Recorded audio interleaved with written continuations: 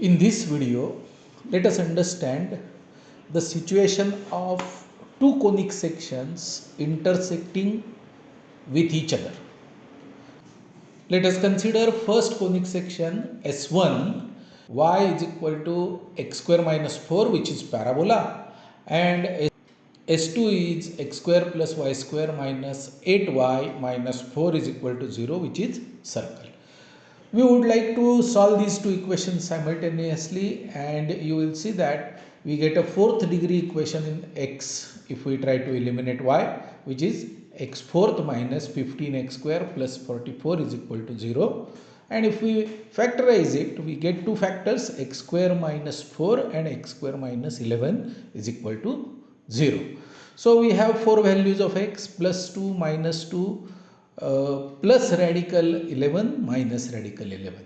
So corresponding values of y we can find out, which are 0, 0, 7, 7. So we have basically four real points of intersection between the given parabola x square minus 4 is equal to y and given circle x square plus y square minus 8y minus 4 is equal to 0. So in general, if we try to solve two conic sections which are degree 2 equations in x and y, we will end up getting 4 points of intersection.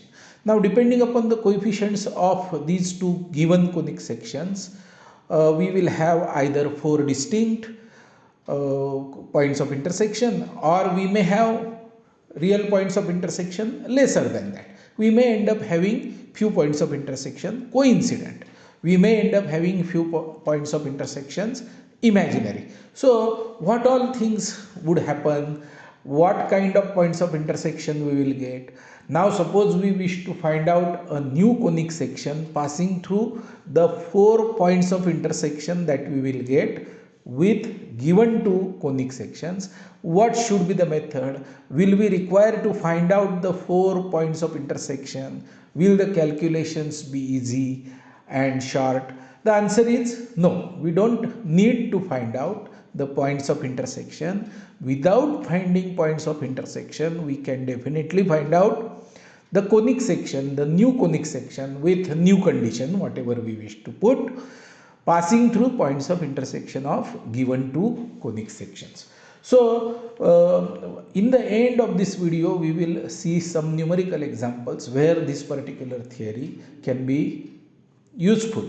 However, we will first study what are the different cases that can arise when two conic sections intersect.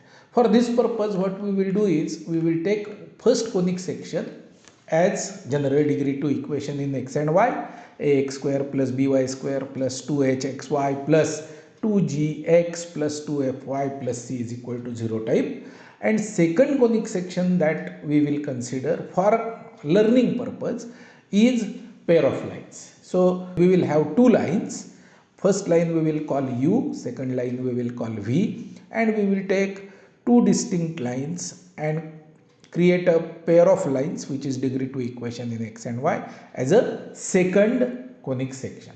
So if two conic sections intersect, the general equation of a new conic section which passes through intersection of these two can be given by S is equal to lambda u into v. Because right now we are considering second conic section as pair of line, we are writing this general equation as S is equal to lambda u into v. Now depending upon the situation of these two straight lines intersecting with given curve S, we will try to understand different conditions. Okay, so S is being represented, and in the diagram I am trying to show the first curve, first conic as ellipse, which is black ellipse, and two lines u and v with black bold straight lines. Okay, the points of intersection of u is equal to 0. I am assuming P and Q, and the points of intersection of V is equal to 0. I am assuming R and S. So if condition 1, look at the diagram, we will find that all four P, Q, R, S are distinct, and therefore any general conic section can be written as S is equal to lambda u into V, and for different values of lambda, this is important, for different values of lambda belonging to real numbers, every real number if we put in this equation, we are bound to get a new conic section. Now the moment the lambda value is fixed, the conic section equation, degree 2 equation is fixed, all the corresponding coefficients in the general degree 2 equation will be fixed, and hence the nature of the newly generated conic section also will be fixed. So depending upon h square minus ab, you will be able to figure out whether it is parabola, ellipse, hyperbola. Depending upon the discriminant or the determinant is equal to 0, we will be able to figure out whether it is POL or not. However, we do not have any other variable left. All the constants are fixed. Therefore, the conic section is going to be fixed. In this diagram, you can see I have tried to draw 4 different conic sections, 2 hyperbolas, 1 ellipse, 1 parabola in this diagram. All of them ensure that they pass through P, Q, R and S. Now this is the most general case when you have 4 distinct points of intersection of first curve, which is S is equal to 0, and pair of lines U into V is equal to 0. Now we will keep changing the conditions on these PQRS and try to learn what happens. So in the second condition, what we have done is the intersection of U and V, one of the intersection points coincide, P coincides with S, and the equation will continue to remain S is equal to U into V into lambda, because U and V are 2 distinct lines. But then the newly generated conic section which passes through these points of intersection will also have P and S coincident. That means we will have a double root at that point, and hence you will observe that all the new conic sections which are generated, because we are using S is equal to lambda U into V, for different values of lambda we keep getting new conic section. However, we have double root of the new conic section at P and S. In other words, the new conic section is bound to be tangent to original S is equal to 0 at P oblique S. This is the interpretation of this condition number 2. Let us make the conditions little different now. Now here in this diagram we have, instead of P and S coincident, we have P and Q coincident. What is the meaning of P and Q coincident? The line U is equal to 0 is tangent to the original conic section, which is S is equal to 0. In the diagram also you can see that it is tangent, and hence all the newly generated conic sections will pass through these 4 points, but P and Q are going to be coincident. Therefore, the line U is equal to 0 is going to be tangent to all the newly generated conic sections, and all the newly generated conic sections will pass through R and S distinctly. They must pass through. So I have shown you couple of conic sections there which follow this particular discipline. They are coincident at P and Q, 2 points double root, and R and S, 2 distinct points of intersection. The fourth condition is, now P and S coincide and Q and R coincide. Means, in other words, we have U and V geometrically same lines. Their equations could be looking different. Their coefficients could be constant multiples of each other. But the geometric representation of U is equal to 0 and V is equal to 0 is going to be only one straight line as shown in the diagram. And therefore what is happening is, at P and S we have double root, and at Q and R we have double root. Therefore all the newly generated conic sections for different values of lambda are supposed to have double root at P. That means they are supposed to be tangent at P, and they are supposed to be also tangent at Q. And moreover, they are not supposed to intersect the original curve S is equal to 0 in any other point. So you will find that couple of ellipse I have drawn, orange ellipse and green ellipse. They are tangent to original black ellipse and are contained inside the ellipse. So they cannot escape the ellipse, because if they escape through the point which is not P or Q, they will have one more point of intersection. Therefore, it is not possible. So now in this case, what we have done is your line u is equal to 0 has double root, and a line v is equal to 0 also has double root. So p and q coincide, r and s coincide. So these are the two distinct lines but tangent to original curve, and hence the all the new curves s is equal to lambda u into v, all the new curves are going to have double root at p and q and double root at r and s. Therefore all the new conic sections which are generated will be tangent to line u is equal to 0 and also tangent to line v is equal to 0. So we have drawn 2 or 3 ellipse, one hyperbola, 2 hyperbolas in fact, and you can check that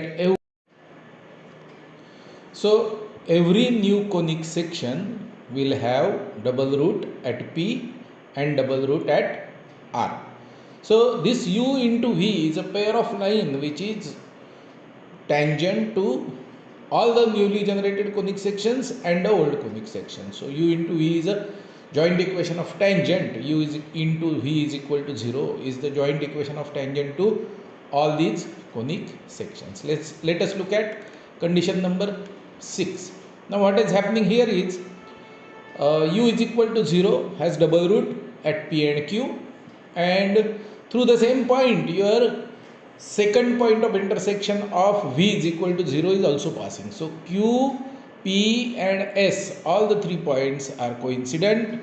So we have triple root at p, q and s, and r is yet another intersection point of v is equal to 0.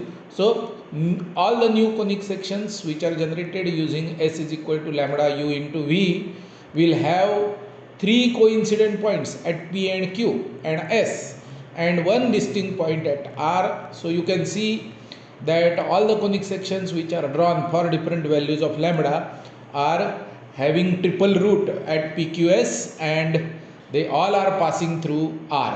So this is where we have 3 points of coincidence. So line u is equal to 0 is going to be tangent to every new curve which is going to be generated, and line v is equal to 0 is going to be secant but passing through the point of contact of u is equal to 0. Next condition, condition number 7. Now u and v coincide, they are tangent to the original curve. So we have 4 coincident points p, q, r and s. Therefore our new equation for the new conic becomes s is equal to lambda into u square, where u and v are the same lines. Geometrically they are same. Their coefficients could be proportional. So algebraically they may look different, but they are the same lines. So our new equation of conic section becomes s is equal to lambda into u square, and now it is easy to see that all the newly generated conic sections will have 4 points of coincident at the point of contact of both these lines. So these are the 7 cases where we have converted u and v into different positions. We started with first 4 distinct points and now we have arrived at all 4 coincident points. Now let us look at another situation where you have only one u is equal to 0 which is visible. Now v is not coincident in this diagram. So where is v?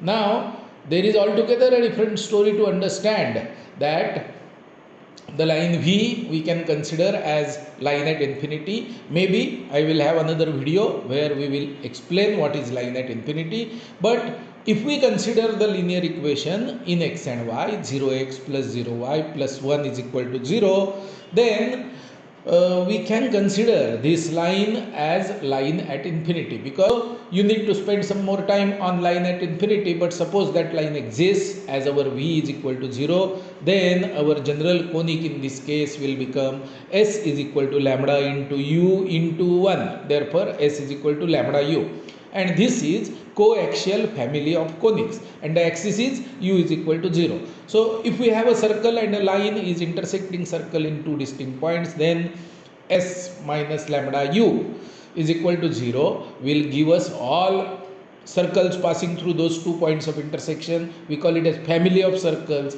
Here we have family of conics. So I have tried to draw few conic sections over there which are passing through P and Q, and there is no double root at P, there is no double root at Q, it is only one point of intersection, and therefore one may question that where are the remaining 2 points of intersection, and they are at infinity, they are intersecting, all these conic sections are intersecting line at infinity 0x plus 0y plus 1 is equal to 0, which is not visible to us. So this is a situation where we are considering only one real line which we can see and one line which is at infinity. Therefore S is equal to lambda u situation is also justified using this theory of S is equal to lambda u into V.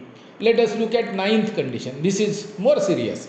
Here both the lines u is equal to 0 and v is equal to 0 we are considering at infinity. So u and v, they are coincident lines, they are, both of them are line at infinity and they are in the same line. There is only one line at infinity whose equation looks like 0x plus 0y plus 1 is equal to 0, and here both of them are coincident at infinity. That means geometrically it is only one line. The coefficients can be proportional. So what is our general conic equation? S is equal to lambda into 1 into 1. So what is our geometric interpretation of this? This is for different values of lambda belonging to real numbers, we are going to get concentric family of conics, concentric circles, concentric ellipse, concentric hyperbola. We will get concentric family of conics in this particular situation. Only thing which we have, which is difficult to imagine at this stage, is line at infinity. But concentric, the moment you have 2 degree 2 equations in x and y, you are supposed to have 4 points of intersection, may be real, may be imaginary, and in this particular case we do not see any point of intersection of any of the conics which we are considering. However, we are getting the output, all the required for different values of lambda. If you want ellipse passing through say 5,7, you will get a new ellipse which belongs to this family passing through 5,7. So these are our 9 conditions which will help us to understand what is the application of S is equal to lambda u into V theory, that is intersection of 2 conic sections theory, that we have tried to consider using these 9 conditions. Now, is this theory really useful? Can we find some applications of them in our regular study that we are preparing for IIT Advanced? Yes, of course, there are a couple of applications which I am going to demonstrate now. Let us look at application number 1. Find the joint equation of lines passing through origin and intersection of this and the other line. S is equal to 0 and the other line u is equal to 3x plus 4y minus 6 is equal to 0. Now all of you must be aware that this is a simple standard problem, typical homogenization problem, and we need a joint equation of lines passing through origin. Therefore we need to have homogeneous equation in degree 2.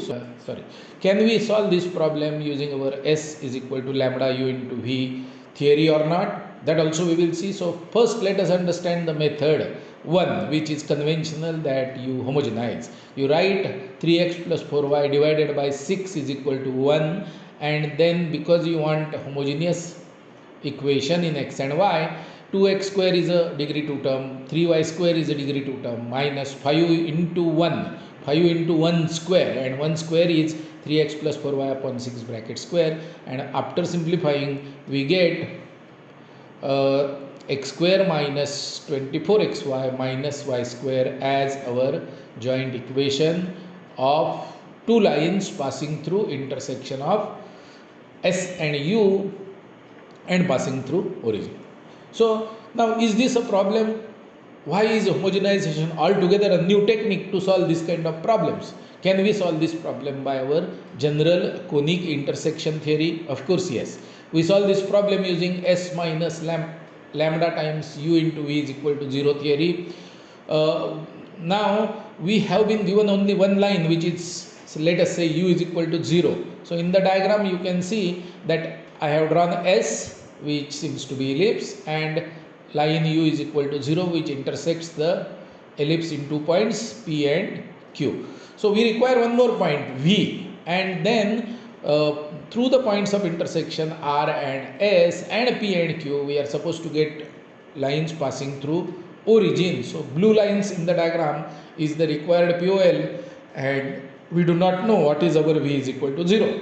So if we want to apply this theory, then we will have to find out what is our V first. So we assume our V is equal to 0 as y is equal to mx plus c line converted into mx minus y plus c is equal to 0. That is our V, and then we apply our theory. 2x square plus 3y square minus 5 is equal to lambda into u. U is given to us 3x plus 4y minus 5, and V is mx minus y plus c is equal. This is what is our equation. And now this is the equation of the new conic that you are trying to find out. This new conic, additional condition is it must pass through 0 comma 0. Okay, so if we put 0 comma 0, we will get all the three unknowns. Unknowns are lambda, m and c. So if you go through these calculations, by putting x is equal to 0 and y is equal to 0, and additional condition that we want homogeneous equation in x and y, therefore constant term should be 0, coefficient of x must be 0 and coefficient of y must be 0. If we put these three conditions, we will get values of m, c and lambda. So once we put those values of m, c and lambda back into the equations, we get S is equal to lambda times u into v type of equations.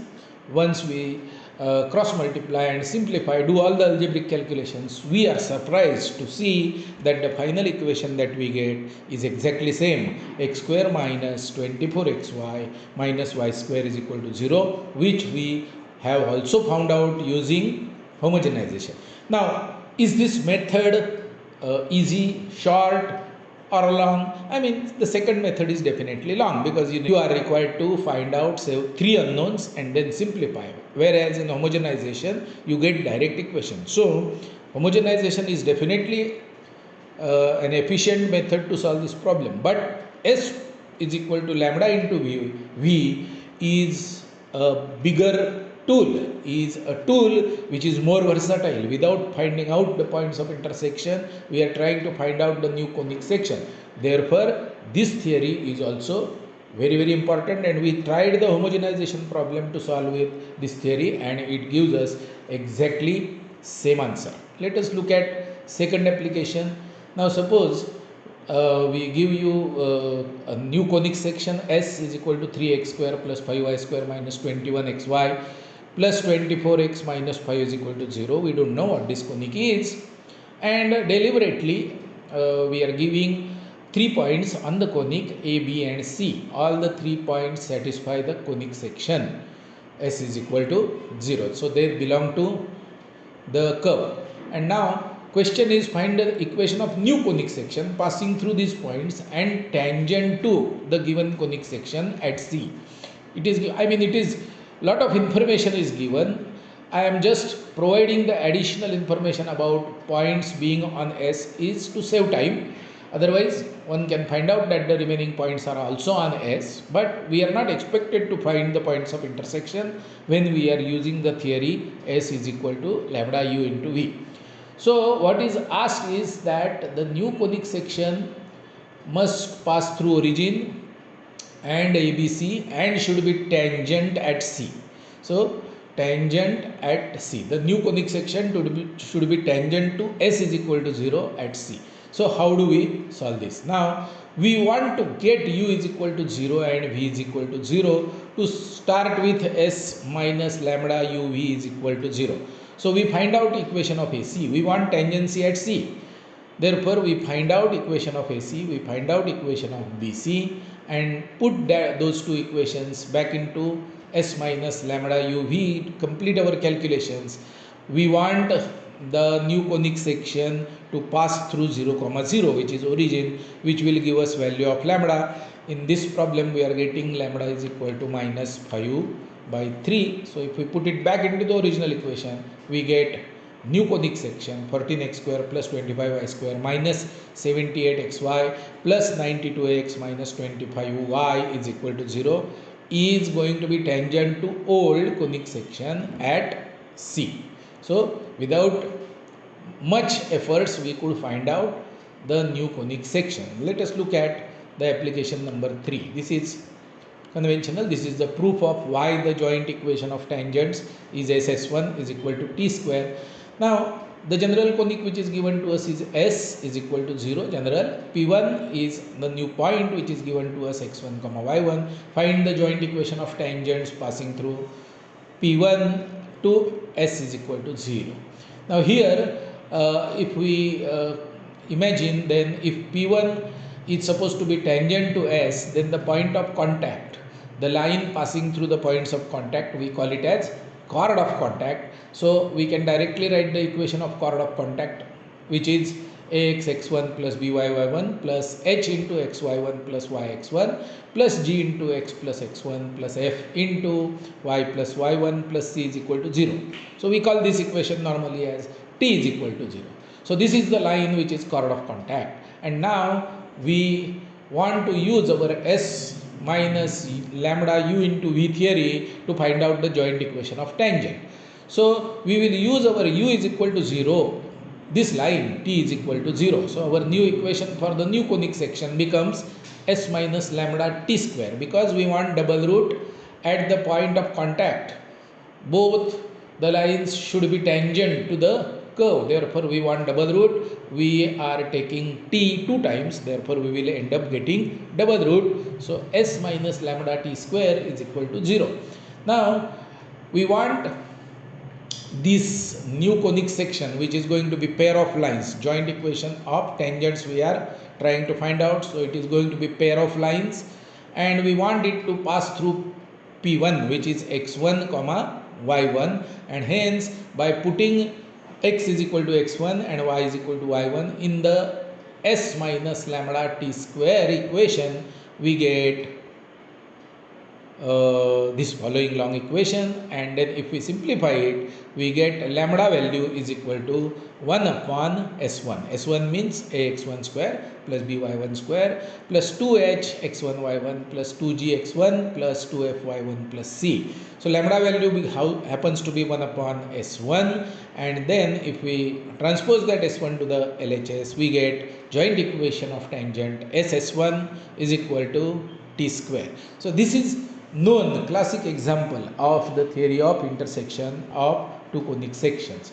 Now through this video my efforts are to make the concept very easy to understand all the students, and if they understand the concept well, they can solve twisted problems having deception very effectively.